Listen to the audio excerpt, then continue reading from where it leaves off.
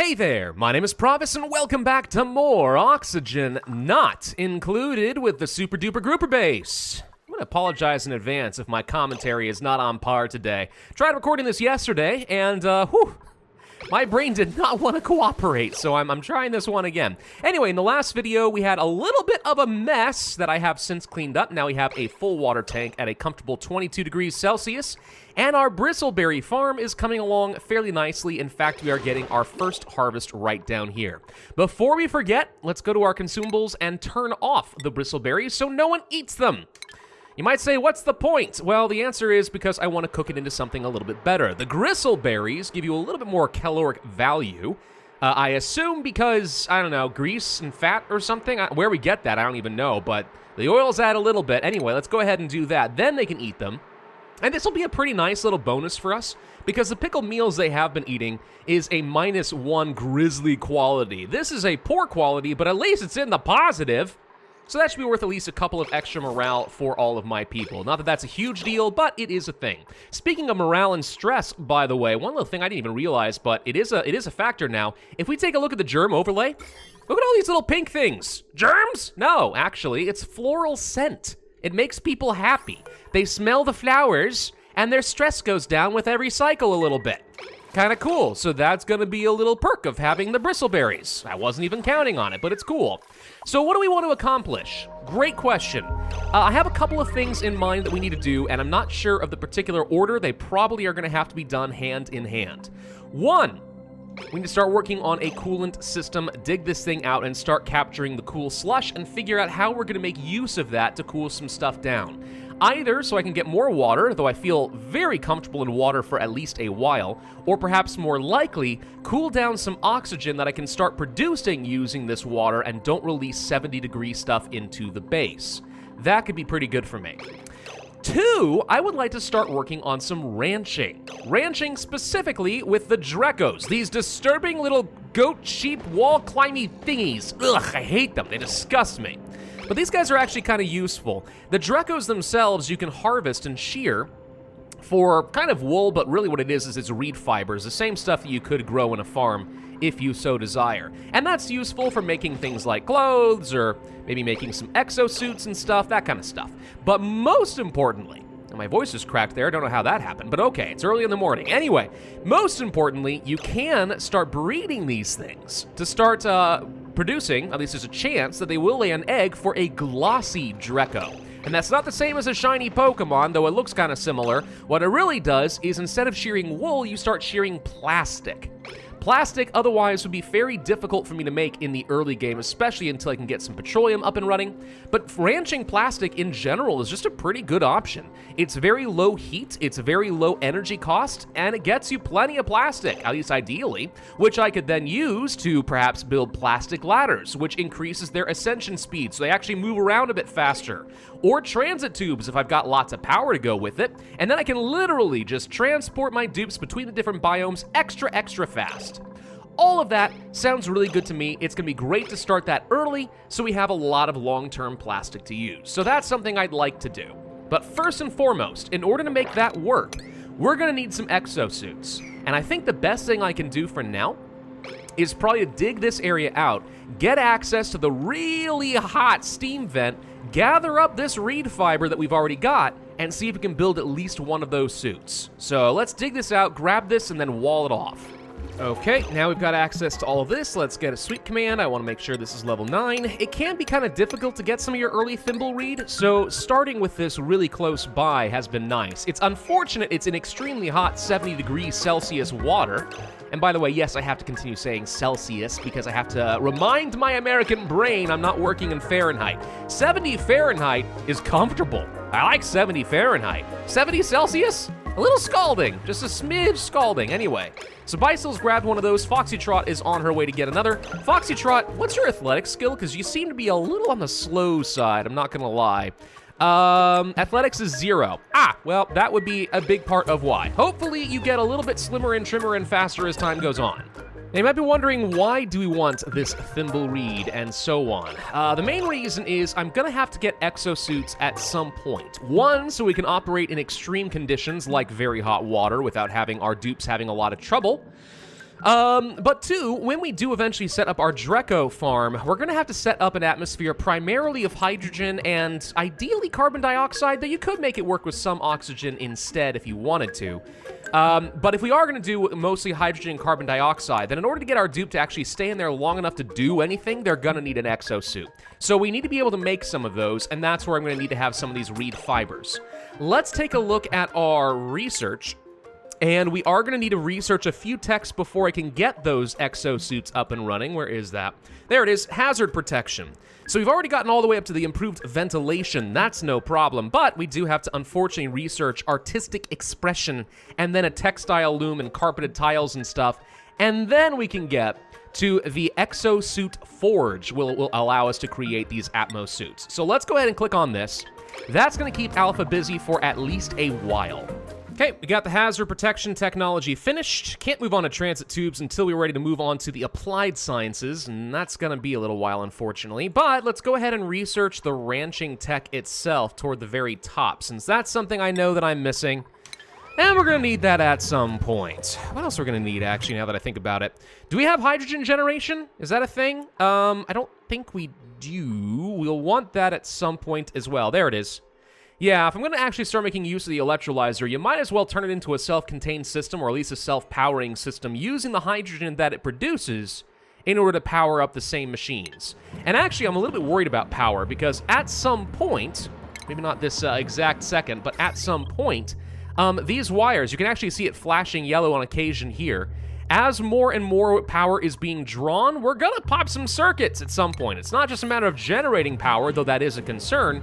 It's also going to be a matter of not overloading the circuits, and we'll have to start spreading things around, or we're gonna have to create a heavy wattage wire-like line down the base, and then use transformers in order to actually get that power where it needs to go. That's something I'm gonna need to do at some point in the near future. I've just got too many other competing priorities. New printing pod available. Anyone who jumps out at me? Not especially, but I wouldn't mind getting a little bit of extra free copper ore since we've kind of exhausted most of the early game options. Some people, again, think it's kind of cheating to use care packages at all. I'm not one of those people. If it's in the game, it's meant to be used. It's like Elden Ring, you know? Oh, you're not allowed to use Rivers of Blood. I mean, yeah, I totally get why it's overpowered. It's one of the best abilities ever. But it's in the game. Use your ashes. Use Rivers of Blood. It's fine. Play the game you want to play it, dang it. And Bad Burrito's yodeling again. Going off and serenading all the dupes. Actually, I'm starting to feel like Bad Burrito's yodeling is becoming like one of the best MVP talents of this entire group. Look how speedy he is as he goes. He's just like, whee! Oh man, he's so speedy. I love it. And he makes everyone else faster too. The power of yodeling, man. Okay, jumping forward a few more cycles, let's look at a couple different things we might want to do. Where's the station for the exosuit forge? There it is. All right, so let's go ahead and start crafting out at least a couple of these. I imagine this is going to take a lot of power, which concerns me quite a bit, but we'll give it a go anyway. I want to try making some of these. I've also built up a couple of gas reservoir tanks over here so that if we can get over here and start piping out either some chlorine or hydrogen, we'll be able to sort it into knife-safe tanks rather than let it flow around in the base. I'm also working on building a water lock around this natural gas geyser because I want to fully encapsulate this thing with some insulated tiles so that we can control this at a later date. Whenever this thing looks like it's gone dormant, I'd like to be able to analyze this sucker and get a good sense of what to expect around this. I'd also like to clear out the rest of the slime because at this point, we made some pretty good progress in clearing out a lot of this biome to get rid of some of the germs over time, and yeah, very gradually we are starting to see the germs are dying off in the clean oxygen, but until we get rid of all of it, it's always going to be a problem. Let's start thinking a bit about our power and how much we're actually using. Either 120 or 20 watts over here with the refrigerator at all times, 120 over here, that brings me up to a maximum of 240. Whenever we have things like the rock crusher not working, that's not a problem. Grill could bring another 60, so that might bring me up to about 300. Potentially some research, but only one at a time, so let's assume about 420 pull there. Another 480, and then we don't have any more pumps active right now, though we do have a handful of random things like some lamps and deodorizers, so we should assume that with all of this, we're coming to about 600 or so. We might be able to have this Exo Forge work, as long as we're not doing other things at the same time. this should be okay to hook up to our power grid right now, and we can go ahead and start crafting at least a couple of these Atmo suits. So this is where it does take some reed fiber, and I've only got 8 units of it, so I can make 4 of these if I wanted to. Notice I'm going to need a lot more refined copper, though, and I can't have these running at the same time. So let's finish one of these, and then we can worry about getting myself some additional copper. I'm thinking a bit about our power needs here, and I don't actually see many, if any more, easily accessible coal deposits in the area, like, at all. Which means it's not going to be that long before I'm going to run out of power. And if I run out of power, we're going back to hamster wheel time. That's not good. We might want to start ranching right now, though not necessarily in the way that I was expecting. We may want to say, you know what? We need to create a hatch ranch, because hatches are a little bit special in that they are going to consume various different materials, and they create coal as their waste. So these guys can be pretty nice. You can feed them a whole lot of stuff you don't want anymore, like sand, rocks, whatever it's going to be, and they'll happily eat that stuff. Yeah, it might be time to consider actually getting a hatch ranch up and running. I haven't done that in a long time, so let me do a little research as to how to get an effective hatch ranch. Okay, so what we're doing is we're building up a critter drop-off right over here, plus a couple of critter feeders, with which I can go ahead and start planning out what I'm going to give them. Could give them dirt. I imagine I have a lot of it, but let's take a look real quick. How much dirt and stuff am I looking at realistically? 112 tons. Contrast that with something like, let's say, some sandstone, 132 tons. Yeah, so I'm okay with allowing dirt in at least one of these, maybe some sandstone in the other, or something along those lines, and keep these guys nice and happy. Actually, only dirt? I thought you were able to eat minerals. Maybe that's why people actually like building, trying to breed some stone hatches. That might very well be the case. Again, it's been a very long time since I've had to worry about this, but if we take a look at a stone hatch, these guys can eat not sandstone. Well, okay, that's unfortunate. All right, well, we have plenty of dirt to go around, so I guess I'll allow this for the moment. I don't even know if we need 3 critter feeders, really, but we're going to go ahead and do this. Now, in order to get some ranching going, I need to wrangle these, so we'll capture this alive. I believe, though, we might need to change up somebody's hats a little bit. So let's take a look at Ruby. Ruby, I do have a single skill point in critter ranching. I did pick that up. We need somebody with the right hat and the right skill set, I think, in order to even do any of this to begin with. So we're going to go ahead and have them pick up this hat instead, wrangle the critters, and we also have a grooming station in order to try and make these guys a little bit happier. The happier they are, maybe we can find a way to get them to actually get some stone hatches. Let's see, what does it take to get this? Probably increases when the creature eats sedimentary rock. Okay, hang on. So maybe instead of dirt... Oh, wait, there's sandstone right there. Oh, well, never mind. But sedimentary rock, yeah... We'll do dirt in some of these, but let's swap at least a couple of these things out so that we increase the odds that we are going to be getting stone hatches going forward. I think that might be a better solution long term. Oh, and now Ruby's gonna groom the little hatch. Look how disgustingly happy it is with its silly little buck teeth. Now it's a groomed hatch. Hooray! Happiness goes up and its wildness starts to go away. Excellent. The more wild it is, I guess the higher the metabolism. And the slower the scale growth. What the heck is scale growth supposed to do with anything here? No idea. We don't really want sage hatchlings, by the way. That's actually one of the reasons I'm now going to turn off feeding them dirt entirely. Sage hatchlings eat biological stuff in order to turn that into coal, which could be good if you want to get rid of things like polluted dirt or even maybe some slime, but I may want to hold on to that slime for a mushroom farm later. So we're turning off dirt entirely and giving them only sedimentary rock. That's probably the better way to go. I don't remember how long it takes, really, for a hatch to have babies. This thing is 72 cycles old, so, yeah, probably not likely to have many more babies. We need these things to be adults and relatively young, ideally. I don't know. There might be some sort of a tooltip somewhere that tells you what the odds are of them having a new egg. Hatchling egg, 91 chance of laying eggs in general. No, that's just that particular type of egg. Yeah, I don't know.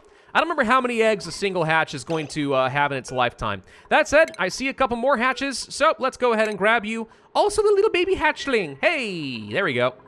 Oh, crap. Ah, dang it. Okay, I didn't realize my dupes had actually finished setting up something over here. So I had a gas pump, and I wanted to pump out a bunch of the gas, or at least the anticipation was that once I dig through here and the hydrogen comes up, I want to be able to get the gas pump and then start pumping it toward these reservoirs over here. Unfortunately, it appears that because I did not set up my gas filter in time, now we have something being stored in here, both carbon dioxide and oxygen. Yeah, no, not what I wanted. Okay, let's try this again. Chlorine gets set here. What I just created was a little vent system over here just to make sure that we offload everything from inside of this gas reservoir. So now that that is taken care of, let's make sure that we are going to be disconnecting the pipes here so we don't accidentally start venting chlorine into the base. That would be bad. But otherwise, yeah, all right. Now, I don't love using these gas filters because they do take up a lot of power in order to use. So as soon as we have all of the hydrogen we want pumped out of here, I'm probably going to disconnect this nonsense. You may also be wondering why I set this little algae terrarium over here. Mainly so we could start converting some of the carbon dioxide into oxygen so that people don't have to run quite as far in order to get a little bit of air, because we're reaching a point where they're really struggling out over here, trying to work and then actually breathe. There's a lot of wasted time running back and forth. Let's take a look at our ventilation. So we're finding a little bit of carbon dioxide and some oxygen, I assume. The blue is supposed to be oxygen, yet it says it's carbon dioxide. Regardless, this should automatically go directly into the gas vent, so I'm not going to worry about any of that. Let me check something, by the way. See, right now you are consuming some power. So are you. If there's no gas going through these, do they actually take any power, or no? I don't know, but I'm not sure I really want to take the risk anyway. What's the temperature of the gas over here? Completely fine at the moment, actually. It's really cold over here, so this actually is chilling the base, not heating it up.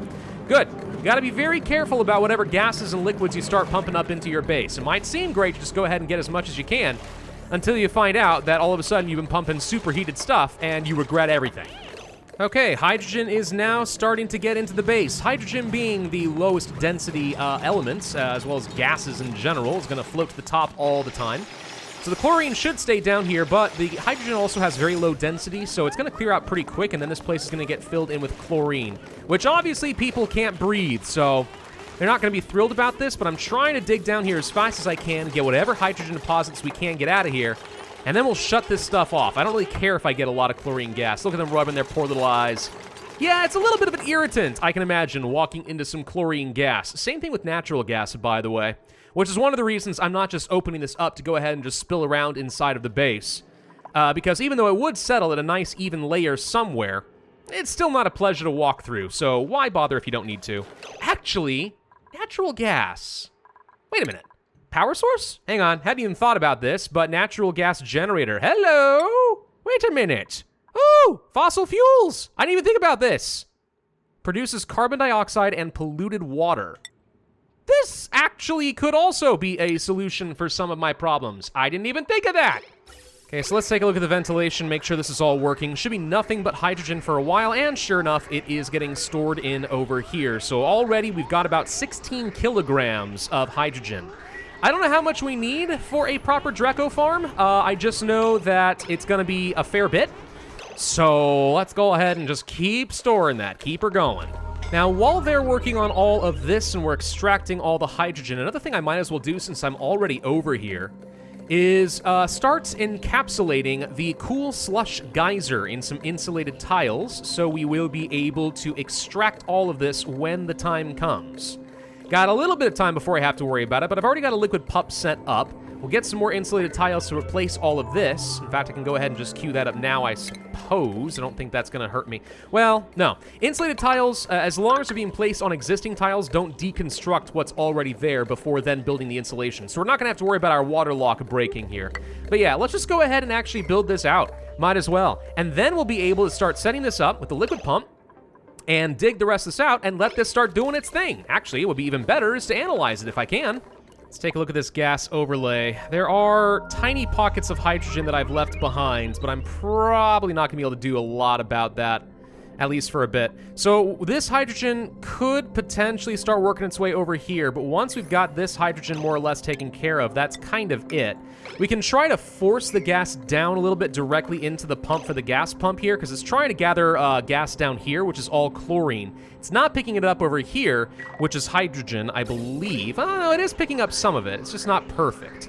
I can try to force the gas down just a little bit more, though, maybe. Then again, no, as long as this top face right here is flush, the hydrogen should be able to get over. It'll naturally rise to this point and then get picked up. So very soon I'm going to turn this sucker off, and then we're going to wall this area off for a bit and condemn it, because I don't need to go over here until I'm ready to start wrangling up some Drecos. Yeah, at this point, it's nothing but carbon dioxide and chlorine gas, all gone. Okay, time to disconnect the gas pipe specifically, and you know what, for good measure, let's also disconnect the power wires. I'll just turn all of that off for the moment. There we go, so we break this connection, so that's not an issue, and we stop draining some of our power. All right, that's taken care of. Fan-flippantastic. So now we've stored up at least 36 kilograms of hydrogen and 33 kilograms, and more is on the way, of chlorine, all right? And then once this stuff is completely empty, I will turn off these gas filters and save myself another couple hundred watts of power.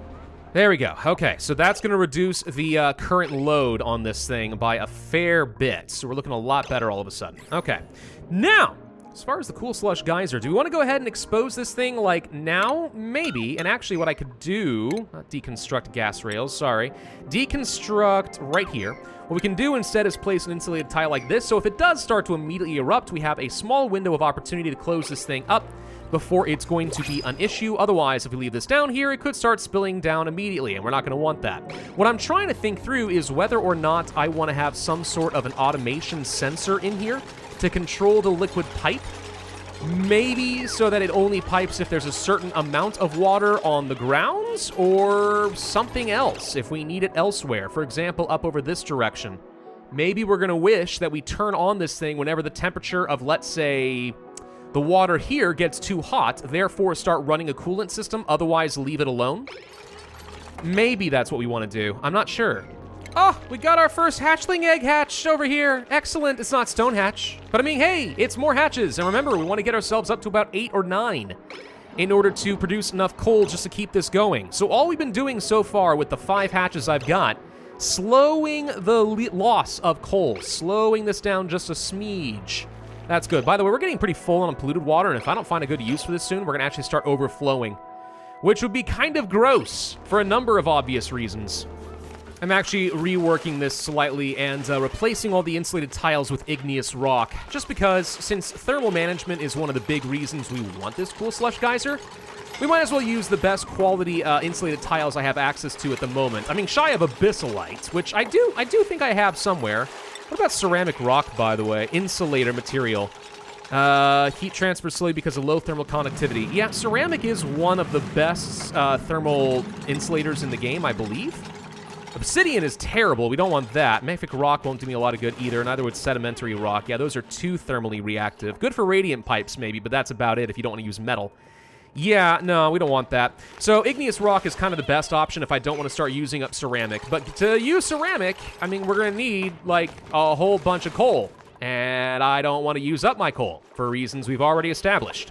Okay, we got a few idle dupes with nothing to do. It is time for Shadow to get over here and start unveiling this cool slush geyser. Let's see if this is something I can make use of in any way, shape, or form. It is idle at the moment. I would really love to analyze this thing, if at all possible, but I think first we need to fully excavate this sucker. Please be dormant. Dormant means I have a chance to do something with this and clean this room out and get everything prepped, without having to worry about this flowing all over the dang place. It seems like it may be dormant, so a very high priority now is going to be to analyze this sucker. I want to be able to have as much information on this as possible. It'll tell me how long it's going to be before this thing erupts, how long it tends to erupt. It's going to give me more information about how much water and temperature and stuff we can expect, though I think we've already got about as much as I need here. But nonetheless, let's just go ahead and sweep this area up. And, wait, never mind. Dang it, it's gonna freaking blow. All right, dang it. All right, time to go ahead and insulate this thing as quick as we can. Of course everyone's about to go to bed. Why wouldn't they be? No, Shadow, no, gosh, dang it. J-Johns, you just locked Shadow in with the geyser, you fool. Oh god. All right, this is how you get dupes killed. Shadow? Shadow! J-Johns! I know you're holding your breath, but you may have killed Shadow! For God's sake, someone get in there and save her! No, Ruby, don't try to build the next one! Bicel, stop it! Somebody deconstruct this thing, for God's sake! Why is no one doing this? Get it out! Break it down! Oh my god. Alpha, stop it! Okay, hang on. No, part of the problem is I keep saying that this thing is a top priority when it is not. This needs to go down to priority number 9. Alpha, move here. Deconstruct. Oh my god. Shadow, get the frick. No! Alpha! I swear to God! Shadow, get out, get out, get out, get out, get out! You're gonna freaking die of hypothermia! Oh my god, I know you're breathing polluted oxygen. Thank you, Geyser, but get out! Oh my god! For frick's sake! Part of the reason she went in there is because I had a sweep task, so rather than build the thing that was high priority, she got in there to grab something just in time for it to get shut down. Jeezums, dude! Okay, well, that was fun. That was really fun. Okay, now can we build this, please? There, okay. This thing is locked up, at least until I can figure out what the heck else I want to do here. Okay. Shadow, how are you holding up there? Oh, you've got a sore back, you've got soggy feet, you got hypothermia and yucky lung. Yeah, you got a lot of things going against you here. You'll be all right. Everything's fine. No, thank you for delivering some sedimentary rock. How long is this gonna last? Just a few more seconds, and then you'll no longer be too cold. Yeah, you're having a bad day. Understandably, you're having a really bad day. Okay, well, I think this may be a good place for me to end this video. So we've got a hatch ranch up and running. We've locked up the cool slush geyser. I've got some hydrogen, which means we now can start working toward getting ourselves a Draco farm, which I very much would like to do. Not sure where I'm going to place it yet, but I would like to do that. And in the meantime, we are very full on things like polluted water, and I need to start figuring out a solution for this. Maybe just go ahead and start sieving some of this out into clean water for a little bit. I don't know. We got options. We got idle dupes. It's time for a new project. Thank you all for watching. Hope you enjoyed. If so, I would ask you to hit that like button, leave a comment, and subscribe, and I will see you guys next time.